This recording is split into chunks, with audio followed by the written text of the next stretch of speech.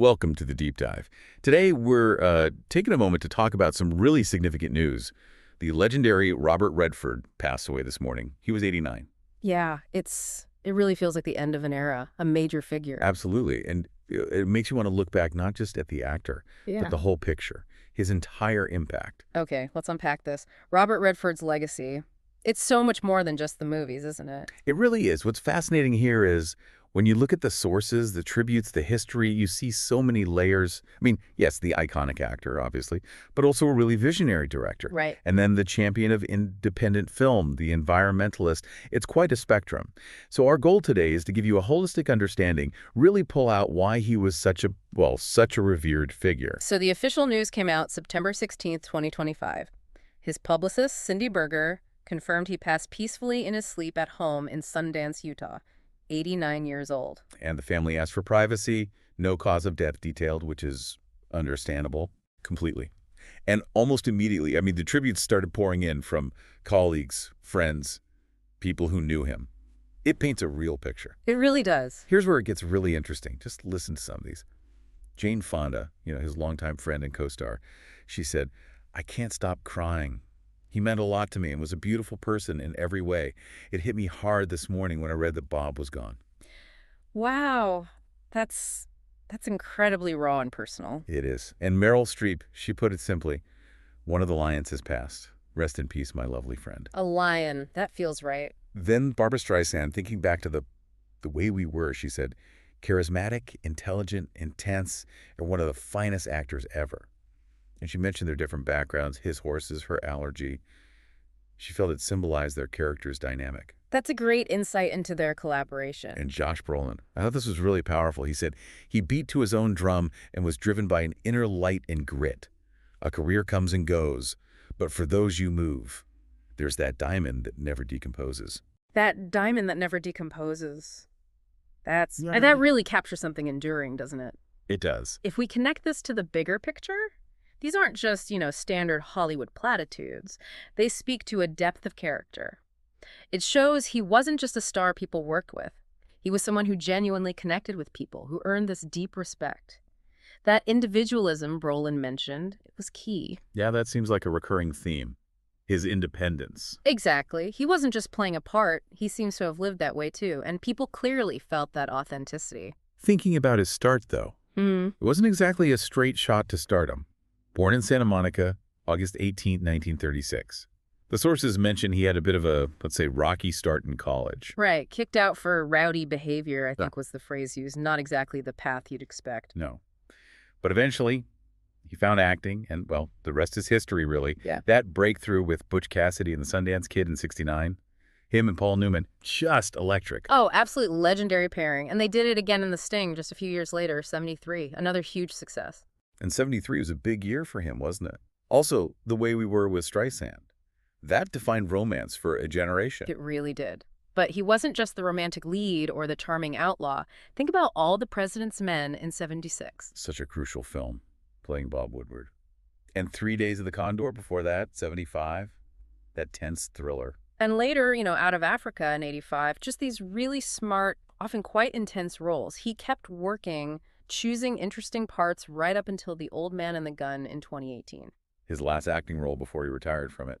Quite a career on screen. It really is. And this raises an important question. How did he manage that level of fame, that kind of superstardom, while staying true to his own words?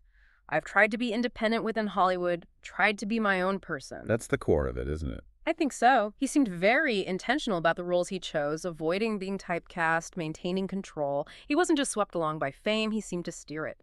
That independence wasn't just a posture, it was fundamental to his persona and his choices. And that independence definitely carried over behind the camera. He wasn't just satisfied being the star. He wanted to tell stories, shape them.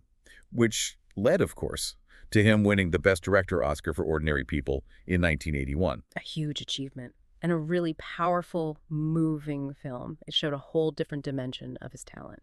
And speaking of directing, here's where it gets really interesting. There's a wonderful story about him as a mentor during that film. Elizabeth McGovern shared it. Oh, yeah. What was that? Well, she was cast in Ordinary People when she was only 18, still studying at Juilliard. And she said Redford actually arranged the whole filming schedule for her scenes around her classes. He shot her parts on weekends so she wouldn't have to compromise her education. Wow. That's incredibly thoughtful for an 18-year-old kid, as she put it. Exactly. It was a real level of care, right? Hmm. A commitment to nurturing talent beyond just getting the shot. It really does. What's fascinating here is that anecdote, that personal gesture. It's like a microcosm of what he'd go on to do on a massive scale. It completely foreshadows his drive to support emerging voices. You mean Sundance? Precisely. That same impulse helping a young actor balance school and her first big film, it's the same spirit that led him to create an entire institution dedicated to fostering filmmakers outside the mainstream. It wasn't just about his own directing, it was about creating pathways for others. Which brings us right to the Sundance Institute, founded that same year, 1981. Its mission was so clear. Support independent filmmakers, give them space, resources. A safe haven, really, outside the pressures of the big studios. And from that institute grew the Sundance Film Festival, which is now just Unbelievably renowned. unbelievably influential. Its impact is massive. The sources list so many directors who got their start there. Quentin Tarantino, Steven Soderbergh. Paul Thomas Anderson, Jim Jarmusch. Yeah. The list goes on and on. It truly became the launch pad. So what does this all mean? It fundamentally changed the landscape for independent film, didn't it? It gave it legitimacy, a platform, an audience. Absolutely. If we connect this to the bigger picture, there's a great quote from a film scholar in our materials. They said, Redford did not live inside his celebrity as a star. Sundance had an enormous effect on making independent film a legitimate rival to the Hollywood studio system. That sums it up perfectly. He used his influence to build something else entirely. Exactly. He democratized things. He opened the door for different kinds of stories, different voices, diverse perspectives that maybe wouldn't have gotten through the traditional studio gates. It wasn't just about finding the next hit.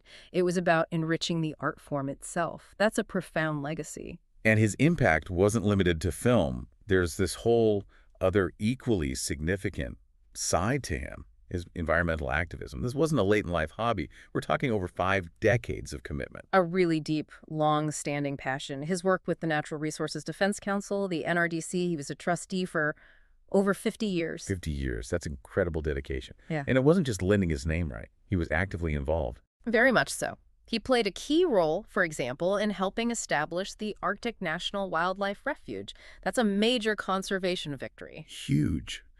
And he consistently fought against things like coal development in Utah, his home state, trying to protect the land he clearly loved. Right. He campaigned for climate action right to the end. There's that stark warning he gave back in 2015, before the Paris Climate Summit. I remember that. He said, "This may be our last chance." Pretty powerful words. It shows how deeply he felt it. This wasn't just another cause for him. What's fascinating here is you can directly trace that passion back to his personal connection to the land. He said it himself, didn't he? Something like, Yeah, part of the reason I became interested in the environment was living in Utah and seeing what was happening to the land. It came from direct experience, from seeing the threats firsthand. that makes it so authentic. It does, and this raises an important question. How effectively did he use his fame for this? I think incredibly effectively. He brought visibility, seriousness, and his characteristic integrity to environmental issues for decades, long before it was maybe as fashionable. He made a tangible difference. So we've talked about the actor, the director, the founder, the activist, a truly multifaceted public figure. We should probably briefly touch on his personal life, too, just for context. Right, the man behind the image. He married Lola Van Wagenen, a historian, back in 1958. They had 4 children together. And faced tragedy, too, sadly. Their son Jamie passed away from cancer in 2020. Yes, a profound loss. He and Lola divorced in 1985, and then later in 2009, he married the German painter Sibylle Sagers. It just rounds out the picture, doesn't it? Yeah. Knowing these basic elements of his personal journey. It does. It reminds you he was a whole person, navigating life's complexities like anyone else, even with his extraordinary career. That resilience, that grit Brolin mentioned, it likely came into play in his personal life, too. It all contributes to the man whose legacy we're discussing. So wrapping this up, just undeniable. Robert Redford leaves behind this incredibly rich, inspiring legacy. More than just a movie star, though. He was certainly an iconic one. Absolutely. The charismatic actor, yes, but also the Oscar-winning director with a real vision. The champion for independent filmmakers, changing the industry through Sundance, and the dedicated environmentalists who fought for the planet for decades. Themes of independence, integrity, purpose. They run through everything. A life spent creating, protecting, enabling. It really feels like a life lived with deep conviction. So what does this all mean? I think his life is a powerful example that a truly lasting legacy isn't just about what you achieve for yourself. It's about the change you spark, the opportunities you create for others. Like you said, he didn't just win awards. He built platforms. He didn't just voice concern. He helped achieve real conservation goals. Exactly. It brings me back to that Josh Brolin quote again, that diamond that never decomposes. It makes you think, doesn't it? What does it mean to build something that lasts beyond your own fame, beyond what people might primarily know you for? Something that keeps giving, keeps inspiring. Yeah, a legacy that ripples outwards, affecting art, activism, the environment, impacting generations in ways maybe even he couldn't have fully predicted. That's the diamond, I think, the enduring influence.